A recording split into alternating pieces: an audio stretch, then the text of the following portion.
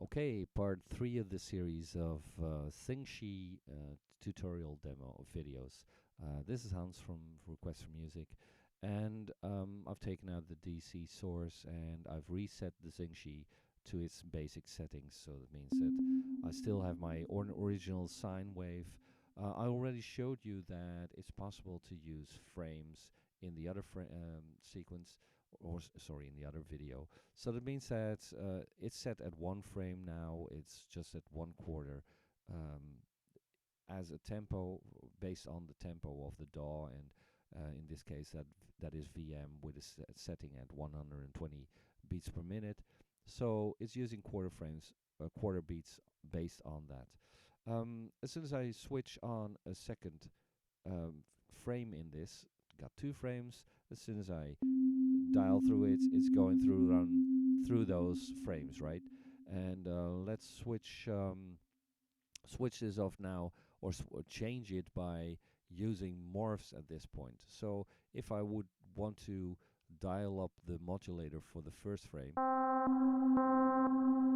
it's going hard from the first to the second frame. Dial this up, down a bit. But now if I go to my second frame and let's first keep it at the first frame. If I do a morph, let's do it for the carrier. So I switch this to the next part. You hear that the first time it didn't because it had no previous frame running through, but afterwards it morphs from the setting of the first frame into the second frame. So now I did it for the first frame, so it's going to run from that last frame into to this one. But let's set this back and let's use the second frame and use the morph setting there. So now the first frame that has a larger modulation is then used for the first quarter, and it's always running through all of those frames, and it's at continuous running now. So that means that if you want to use this as sort of a filter based sound, because obviously I'm not using a filter, but because it's going from the modulation setting at frame 1 and it's going down to the next one that has no modulation set, it's sort of filtering the data, right? It's sort of filtering the sound. But if I want to keep it at that level, I need to work around that. So if I add an extra frame in here and I go to that third frame and dial that all the way up to 8 bars, and I hardly play anything for 8 bars, so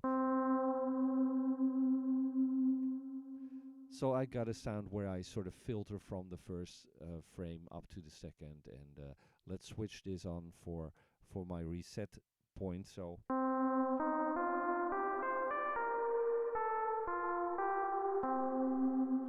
and maybe dial up the first frame. So I'll make the first frame shorter, as short as possible, a 64th. So it has it almost instantaneously goes from that first frame into the second frame and then starts morphing. So if I dial this up even more, I get something like this, and obviously I still have all the other capabilities. So if I change, for instance, this, or if I add this control voltage for the first one, then obviously it's not apparent in the next one, because all of the settings are based on each frame that you select. So if I wanted to have the same setting for the second carrier, I would have to go back into my first frame, switch on my edit nth, make sure that it's set to 1, and then, for instance, dial up the volume for this, and maybe change this to something like this. I don't know.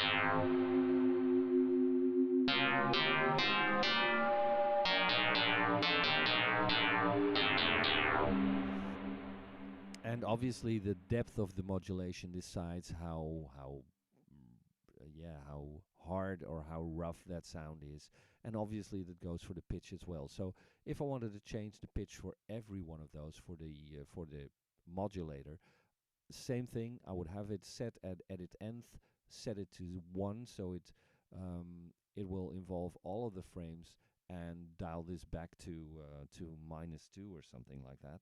So, and the first one has this changing through. It's morphing for all those sounds, and that's actually taking care of this deep modulation, this sort of frame. Oh, that was not good. So I'll dial this back and dial this.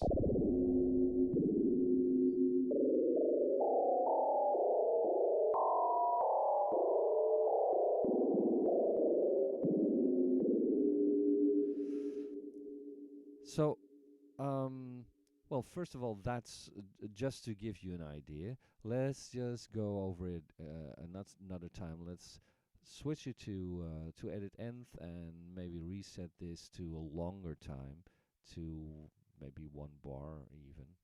So 1 bar, and it's going to morph through all of those sounds, right? So let's switch the morph on for all of them. I still got it set at edit nth. I switched the morph on for everything. So now if I switch this off and get different settings for my modulation for this first and the third one perhaps, and let's set this pitch back to the original pitch to get normal useful sound. So I'll switch this back to 0 and click off the edit nth again.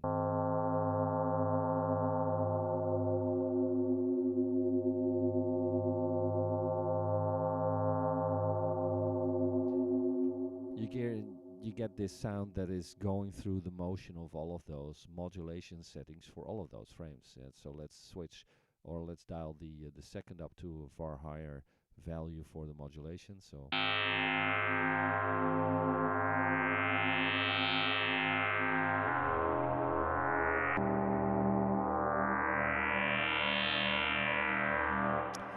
and now the time, obviously, for all of those frames is important. So if I go back to the first one and set my edit nth on, and I'll dial this back to say a quarter.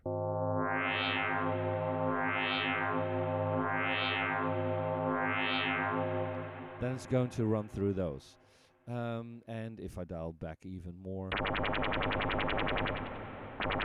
this is the shortest 1/64th based on the speed of VM at the moment. So if that was to go faster than this, if I set this to say 200 for instance, I get something like this. If I switch it back and go to 60 beats per minute, I get that. So the time is based on the tempo of the DAW or of VM itself, and obviously the depth and of all this is switched by the modulation depth for each and every frame that I have in here. So 1, 2, 1, 3, yeah. And the modulation setting is going from the previous frame, and if I switch it the other way around or switch it to morph to the next, it's sort of offset at the moment. So there's not too much difference, but I still can do that obviously. So that means that I can create settings for every frame, and if I have multiple frames, because as I said I can go up to 99 frames that way, I can actually change quite a lot in the sound and use it as one long kind of wavetable kind of thing or something like that. I mean, if I just indeed switch on a couple of extra frames here, and let's first of all, the easiest way of setting that would be going back to the first one, go into my edit first, make sure that the morph setting is on.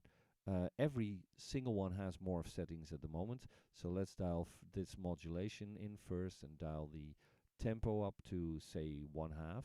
So all of those 16 frames have the same setting for time, for this modulation and the morph at the moment, right? So it's going to be the same for everyone, and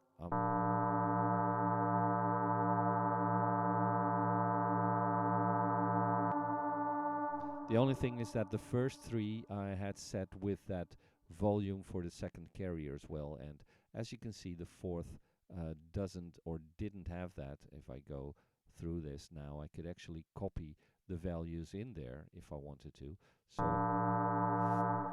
let's set it back to the first, and let's go to a quarter setting.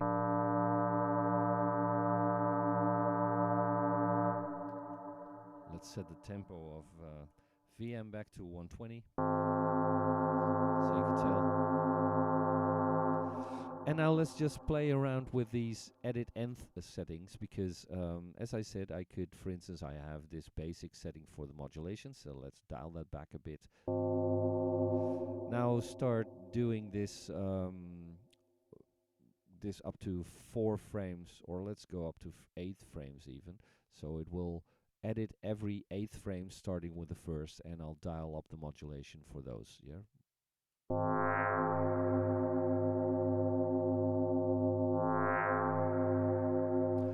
Now let's get back in and switch this off first, because otherwise it will copy when I go through them. It will copy to the next one. Let's go to the third one, and then use this edit again, and maybe change the modulation for that one, and also change the tempo for that one. So change that back to 1/8.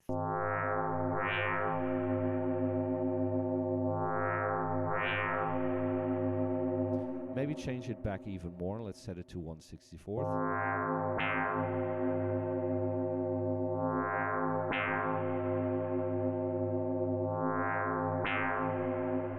And dial this back again, or switch this off again. Let's go to the 5th frame and do something like that, and maybe change every 5th frame or something. I have no idea what it's going to end up with. It's just a matter of experimenting. So I switch this to that, go to my carrier. Switch on my edit nth, and it's set at 5 frames. So the 5th, the 5th, the 10th, or 5th, 10th, and so on.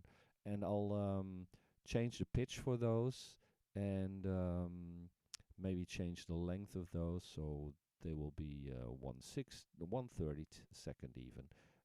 The modulation of a bit, maybe even involve some noise modulation there.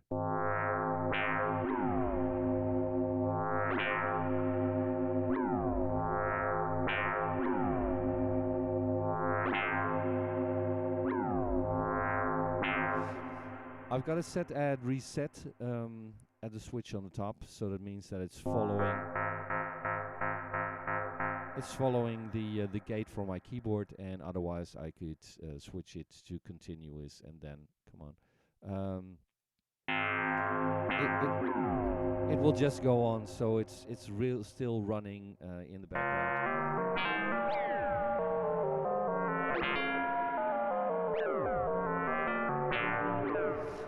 So this at this point is always following the envelope of the keyboard, right? So the other thing that I could do is actually disconnect it from the keyboard, but use the gate from XINGSHI itself. So I'll dial it down in level first.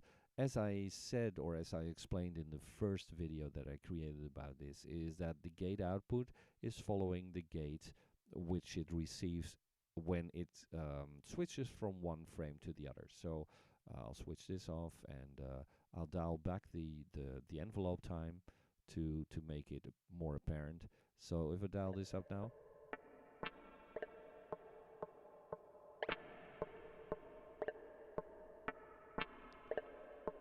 I actually turn it into sort of a sequencer at this moment.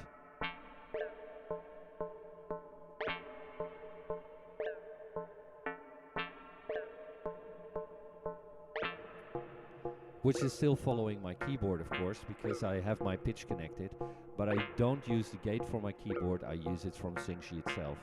So that way, if I was to change this to one large sequence, I could actually go into my first frame, go into edit nth, and switch all of these to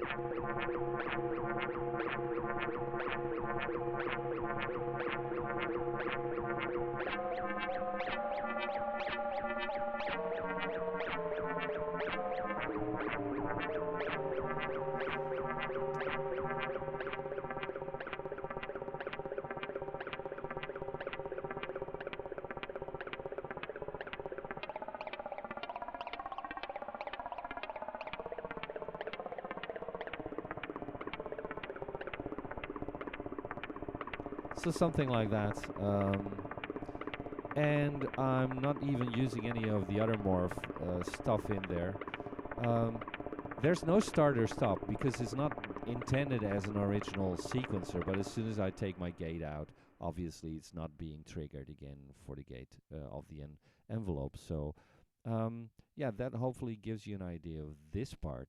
The next part will also involve carrier morphing as well. So I'll get back to in the next one. Cheers, bye bye.